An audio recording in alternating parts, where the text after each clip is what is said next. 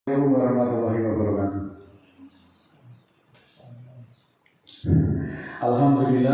Alhamdulillahilladzi khalaqas samawati wal arda wa ja'ala dzulumati ila nur summa alladziina kafaru bi rabbihim ya'dilun waladzi khalaqakum min tin summa qata'a jalan wa anzala musama'a summa antum tantarun wa huwa Allahu samawati wa fil ardi ya'lamu sirrakum wa jahrakum wa ya'lamu ma taksibun. Asyhadu an la ilaha illallah wahdahu la syarika lah innama huwa ilahun wahid. Allahu la ilaha illa huwa rabbul arsyil azim. Allahu la ilaha illa huwa al-hayyul qayyum. Allahu la ilaha illa huwa ar-rahmanur rahim. Muslimin muslimat dimanapun Anda berada yang dimuliakan Allah, alhamdulillahirrahmanirrahim. Senantiasa marilah kita panjatkan puja dan puji syukur alhamdulillah kehadirat Allah Ta'ala yang telah memberikan kesempatan kepada kita, diberikan umur sehingga pada kesempatan ini kita bisa mendatangi majelis yang mulia ini. Saudaraku, bahwa semenjak dari dahulu kala Allah menciptakan manusia di semesta raya ini, sebenarnya sudah diberi atau sudah dilengkapi dengan petunjuk. Petunjuk itu dimaksudkan sebagai pedoman bagi manusia agar di dalam menjalani hidup dan kehidupan manusia tidak akan mengalami kesulitan, juga tidak akan mengalami ketersesatan. Apabila manusia mempelajari petunjuk-petunjuk Allah, niscaya hidupnya akan selamat di dunia maupun di akhirat.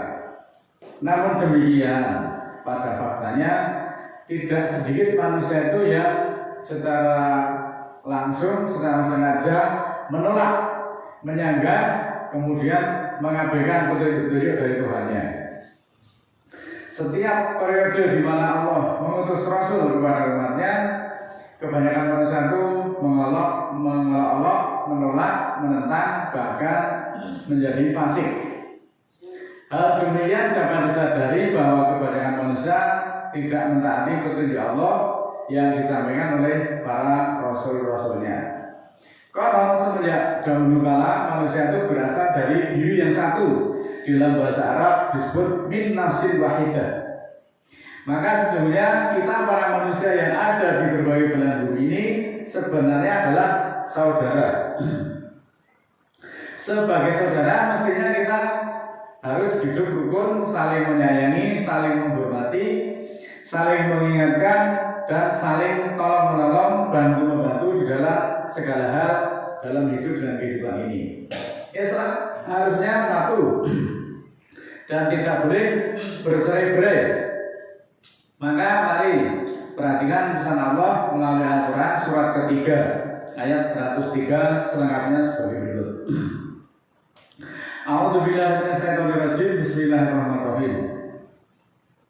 Wa'tasimu bihablillahi jami'an wala tafarraqu watturu nikmatallahi 'alaikum id kuntum a'da'a fa'alafa baina qulubikum fa'asbahtum bi nikmatihi ikhwanan wa kuntum ala safa kufratin minan nar fa anqadhakum minha kadzalika yubayyinullahu lakum ayatihi la'alakum tahtadun, yang artinya sebagai berikut. Surat ketiga ayat 103. Dan berpeganglah pada tali Allah semuanya dan jangan berpecah-pecah, dan ingatlah nikmat Allah atasmu ketika kamu bermusuh-musuhan, lalu kami satukan di antara hatimu, di antara kalbumu, maka jadilah kamu dengan nikmatnya itu bersaudara, dan kamu berasal pada daerah tandus dari api, lalu kami pertahankan kamu daripadanya. Seperti itulah Allah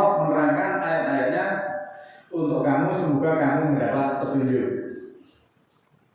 Selanjutnya di dalam surat yang sama, surat ketiga 112, Duribat alaihimu dhillatu ainama yusuqifu ila bihabli minallah wa habli minan nas wa ba'u bi ghadabin minallahi wa duribat alaihimul maskanatu dalika bi anahum kanu yakfuruna bi ayatillahi wa yaqtuluna anbiya'a bi ghairi haq dalika bima asau wa kanu ta'yatun. Ditimpakan atas mereka kehinaan dimanapun mereka berada, kecuali pada tali Allah dan tali dari manusia. Maka pantaslah bagi mereka kemarahan dari Allah dan ditimpakan atas mereka kemiskinan. Yang demikian itu karena mereka mengingkari atau mengkafiri ayat-ayat Allah serta membunuh perkabaran-perkabaran, memerangi para nabi-nabi tanpa hak. Yang demikian karena mereka menyanggah dan melanggar hukum. Muslimin muslimat yang dimuliakan Allah, dari dua ayat tersebut kita bisa memetik pelajaran bahwa sebenarnya manusia itu diperintah untuk senantiasa berpegang pada tali Allah agar terikat dan tidak tercerai-berai. Kalau manusia menyadari di dalam hal ini, maka senantiasa mau berpegang pada tali Allah, tentu semua manusia akan terikat menjadi satu yang kuat dan kokoh. Manusia itu adalah ciptaan Allah, lalu diikat dengan hukumnya. Maka mereka seluruh manusia itu akan menyatu dan tidak akan ambiar, berantakan dan bergolong-golong seperti yang terjadi pada saat ini. Selanjutnya kita juga melalui ayat tersebut kita wajib melakukan introspeksi diri. Sudahkah kita mengikatkan diri pada tali Allah itu? Manakala setiap manusia mau mengikatkan diri pada tali Allah, seharusnya seluruh manusia itu mempunyai pola yang sama di dalam bertindak, di dalam berpikir, berbuat apa saja, karena semuanya akan menuju pada petunjuk-petunjuk Allah sebagai tali pengikat. Setiap manusia yang bermusuh-musuhan lalu berulang-ulang, Allah itu menyatukan kembali dengan tujuan agar nikmat yang Allah berikan itu menjadikan kita semuanya itu bersaudara.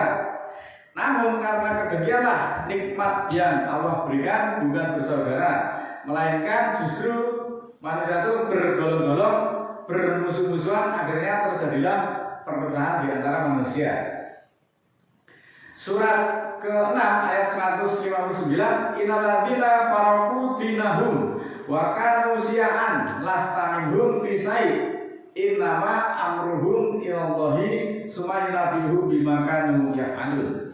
Sesungguhnya orang-orang yang memecah belah di dalam agama mereka dan mereka bergolong-golong, tidaklah kamu termasuk mereka dari sesuatu pun. Sesungguhnya urusan mereka kepada Allah semuanya. Kemudian Allah akan mengabarkan kepada mereka apa-apa yang mereka kerjakan. Ini di dalam surat ke-6 ayat 159. Kemudian di dalam surat ke-6 ayat 65 juga ditegaskan sebagai berikut. Qul huwal qadiru kala ayat asa alaikum adaban min fawqikum au min tahti arjulikum au yalbisakum syi'an wa yudhika ba'dakum ba'sa ba'din undur kaifa nusawiful ayati la'alahum yafqahun. Katakanlah, dialah Allah yang menentukan membangkitkan atasmu siksaan dari atasmu dan dari bawah kakimu, dan Allah menjadikan kamu bergolong-golong dan setengah kamu beradu kekuatan atau merasakan atas kekuatan setengahnya. Perhatikanlah betapa kami jelaskan ayat-ayatnya, semoga mereka menginsafi. Muslimin muslimat yang dimuliakan Allah, umat yang bergolong-golong ini ditegaskan oleh Allah itu sudah keluar dari petunjuk Allah. Jadi kalau ada yang bergolong-golong, berkelompok-kelompok, maka sebaiknya kita tidak usah ikut golongan sana, golongan sini, kemudian berpecah-pecah, bernazhab-nazhab, nazhab A, mazhab B, dan sebenarnya kita tidak perlu ikut semuanya itu. Semua itu urusannya nanti akan kembali kepada Allah.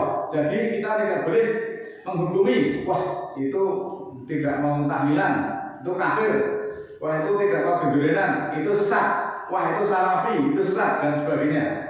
Kita tidak boleh menghakimi seperti itu, seolah-olah kita sudah menjadi bagian Allah.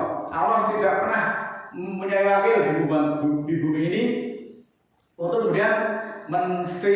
menstigma orang lain itu sesat karena hanya tidak mau yasinan, tidak mau gendurian dan sebagainya. Bergolong-golong itu juga merupakan siksa Allah. Jadi kalau ada yang bergolong-golong, adu kekuatan, maka kita tidak boleh memihak salah satu pihak. Jadi biarkan saja. Bisa jadi itu mereka merupakan azab dari Allah akibat mereka sudah keluar dari tali Allah itu. Kalau orang mau mengikuti petunjuk Allah, maka dia tidak akan membunuh perkabaran atau berita-berita dari Al-Quran atau memerangi nabi-nabi yang membawa perkabaran tersebut, dan perkabaran melalui Al-Quran itu harus diberitakan kepada seluruh manusia agar mereka paham, agar mereka mengerti untuk apa manusia itu diciptakan oleh Allah. Inilah tali Allah yang harus diikatkan agar kita semuanya terikat dalam hubungan yang kokoh dan tidak berpecah-pecah, tidak bergolong-golong, tidak bermazhab-mazhab. Saya juga heran kenapa ada orang yang bergolong-golong kok bangga. Orang yang bergolong-golong itu sebenarnya justru Allah menegaskan itu sudah bukan umatnya Allah. Mereka hanya mengabak kepada kelompok-kelompok yang tertentu, yaitu pada setan-setan mereka. Inilah yang harus kita pahami sepenuhnya. Maka hendaklah kita mengingat jati diri kita bahwa kita itu berasal dari min nafsin wahidah, dari diri yang satu. Maka adalah kita mari bersama-sama mengikatkan diri pada tali Allah semuanya agar kita senantiasa terhubung satu sama lain dan kita merasa menjadi saudara meskipun bukan saudara kandung, tetapi sesama muslim adalah bersaudara. Saudara adalah saling mengingatkan, bantu-membantu. Dicubit salah satu anggota tubuhnya, maka seluruh tubuh yang lain bisa merasakan. Itulah hakikatnya persaudaraan itu seperti itu. Maka janganlah kita mengikuti kelompok-kelompok yang kemudian mengklaim dirinya yang paling benar, dirinya yang paling suci, kemudian yang lain adalah salah. Itu semuanya bisa jadi merupakan azab dari Allah. Maka adalah kita hindari semuanya itu. Mudah-mudahan Allah ridha atas apa yang kita perjuangkan selama ini.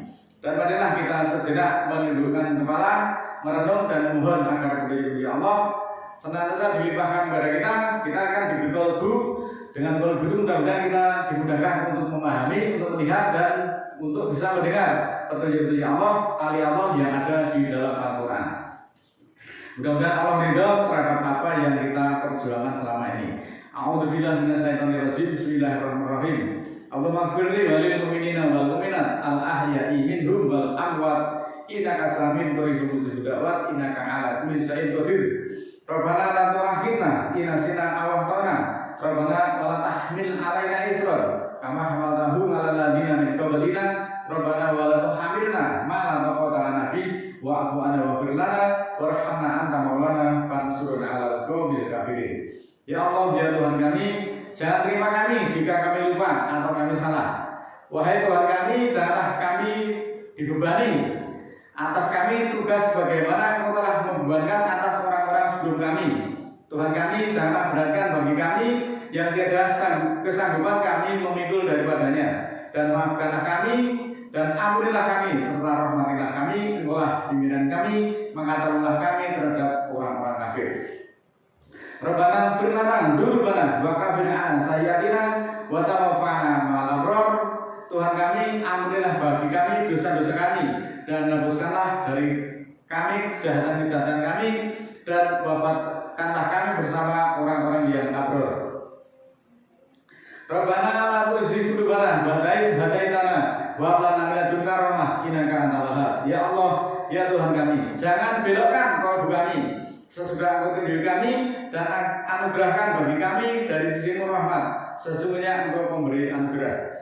Rabbana ighfir lana wa li ikhwanina alladziina sabaquna bil iman wa la taj'al fi qulubina ghillan lil ladziina amanu rabbana innaka ra'ufur rahim. Ya Allah, ya Tuhan kami, ampunilah bagi kami dan saudara-saudara kami yang telah mendahului kami dengan iman, dan Engkau jadikan dan jangan Engkau jadikan di dalam hati kami ada kekangan untuk orang-orang beriman. Wahai Tuhan kami, bahwa Engkau-lah Maha Pengampun lagi Maha Penyayang.